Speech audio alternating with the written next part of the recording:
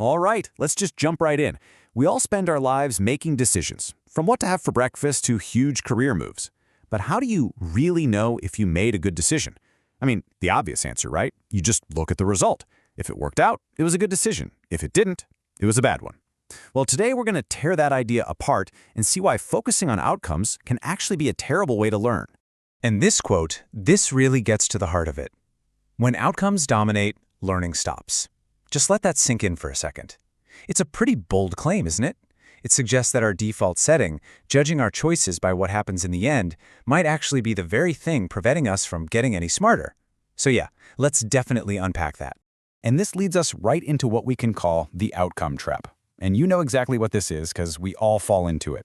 It's that simple, clean story we tell ourselves. Hey, it worked out, so I must have done something brilliant. Or, the flip side. Well, that was a total disaster, so I must have really messed up. It just feels so logical. But this is where it gets messy. Our brains love these simple equations. Good outcome equals good decision. Bad outcome equals bad decision.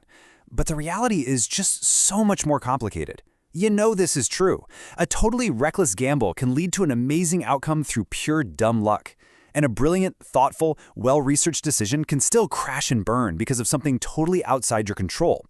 So the real question becomes, how in the world do you separate the quality of the decision from the randomness of luck? Right, so if the outcome is kind of an unreliable narrator, what can we actually trust?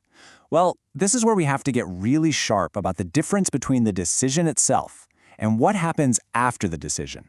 It's all about learning to untangle our process from pure chance.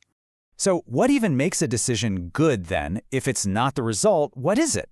Well, a good decision is all about the process. It's a choice you make based on the information you had at that moment. Crucially, not with the 20/20 vision of hindsight, right?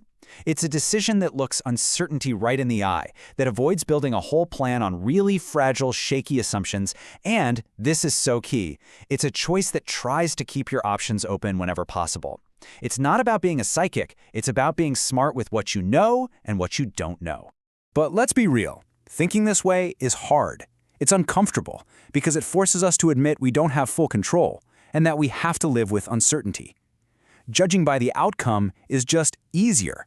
It gives us a simple story with a clear hero or villain. The only problem is that story is often a complete fantasy. Okay, so if we want to escape this outcome trap, what do we actually do? This brings us to a really powerful idea, practicing decision hygiene. I love that term. It's about a fundamental shift in where we put our attention, away from the loud, chaotic, and often random results, and onto the one thing we can actually control, our process. And at its core, decision hygiene is simply this. It's the practice of drawing a clean, sharp line between how a decision was made and what happened later on.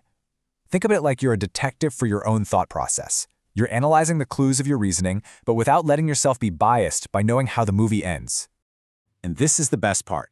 Decision hygiene doesn't ask that loud, obvious question, did we win or lose? No. It pushes us to ask much quieter, more insightful questions about the process itself. And what are these quieter questions? Well, things like this. First, were our assumptions actually laid out on the table, or were they just kind of hiding in the background, secretly running the show? Next, did we actually talk about what we didn't know, or did we just pretend we had a crystal ball? Then there's this great one. Were we trying to make a decision that looked good or one that was actually durable, going for a quick win versus building something that could last?